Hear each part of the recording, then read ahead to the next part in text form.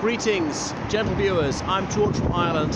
Here I am on Talgarth Road in London, outside Marcus Garvey's last house, and indeed this is where he died in 1940. So Marcus Garvey is known as having been a prophet of African nationalism and decolonisation for Africa, although curiously he actually never set foot in that continent. So Garvey was born in St Anne's Bay, Jamaica in 1940. It was then a British colony, so obviously English was his mother tongue, and he was an exceptionally orator and gifted writer. He came from a reasonably well-off family, and he became a printer. Not everyone got to go to school in Jamaica in those days. He was born 1887. Anyway, he was widely travelled. He worked in Costa Rica, he visited Panama, he was here in the United Kingdom briefly in the years before the First World War, later came back, and he spent some time in the United States. So he was very politically engaged, and he loathed racial discrimination, but he's someone who's adulated by many, but a lot of those people who admire him are perhaps not fully aware of his views. He's a more complex figure than you might realise. You could fervently agree with him on some issues, yet still believe he was dead wrong on others. So his type of black nationalism was separatism. He believed that white and black people could not live together in harmony, and they simply had to recognise that and separate that. So astonishingly, he had cordial links with the Ku Klux Klan. Not that he approved of lynching or anything like that, but he agreed with them on one point that the two races couldn't live together. Although the Ku Klux Klan, because they did want black people to live in the United States, they just wanted to exploit black people and confine them to menial tasks and terrorise any black person who tried to achieve equality. But Marcus Garvey was also an anti-Semite, and that was another point at which the Ku Klux Klan agreed. Now, many black political activists were horrified by Garvey's views on this issue and forged fraternal links with the Jewish community, because black people and Jews often have the same enemies. White supremacists tend to be vicious to both, and white supremacists, despite spending so much store by complexion, often wouldn't accept a Jewish person's white, even if he or she certainly is white. So that shows their complete lack of logic. But anyway, back to Marcus Garvey.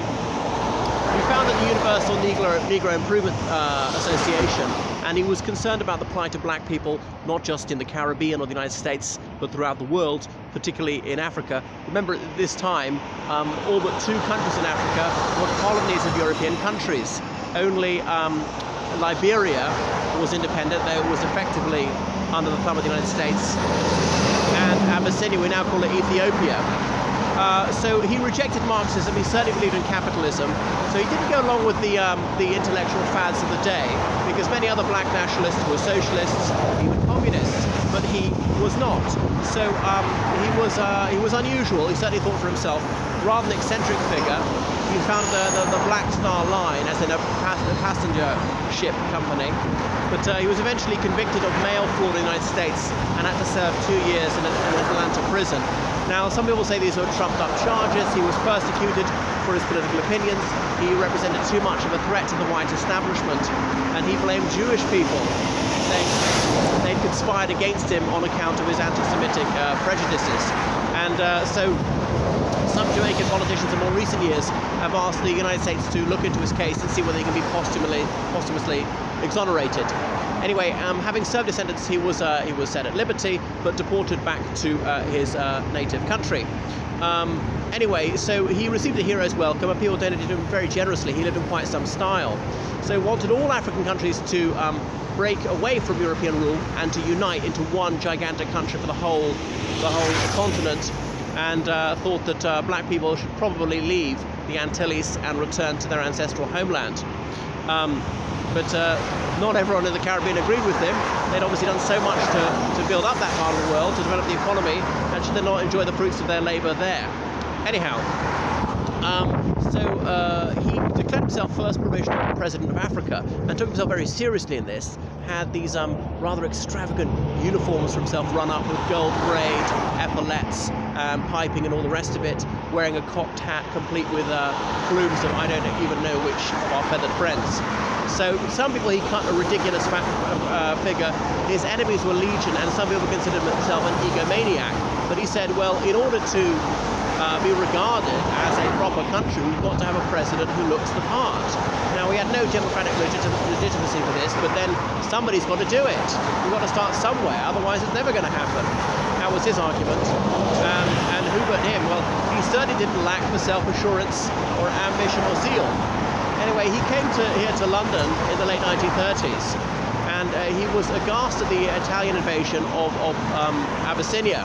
But the Italians eventually prevailed. But he supported Haile Selassie, the emperor of Ethiopia. The Rastafari consider him a living god, as in Rastafari was his previous title, like his equivalent Duke of Tafari. Tafari is a city in Ethiopia. Anyway, once he'd been vanquished by the Italians, Haile Selassie came here. And after the vanquishment of the Abyssinians, they were abominably treated. There were a number of large-scale massacres by the black shirts there. But Haile Selassie arrived in the United Kingdom, and there was a large delegation of the black community to greet him. Over 1% of the population of London was black at the time.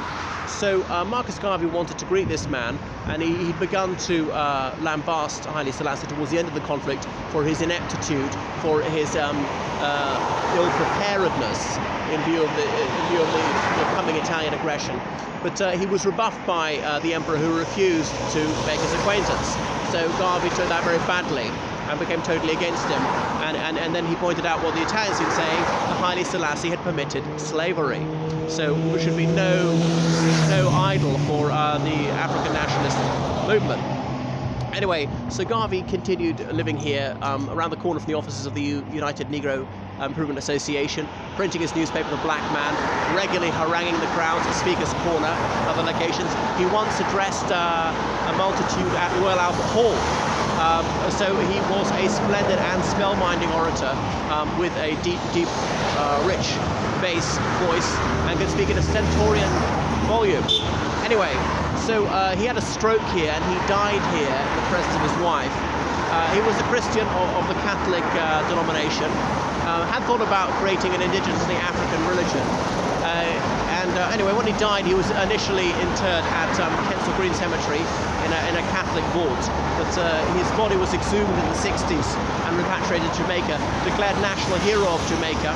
There's a Marcus Garvey Park here in London, not too far from where he lived.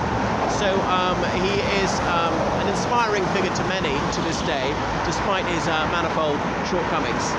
What else about Marcus Garvey? Well, someone who certainly deserves further study. He lived by this very busy road, Talgarth Road, is a bit of the Great West Road, as in the main road west of London.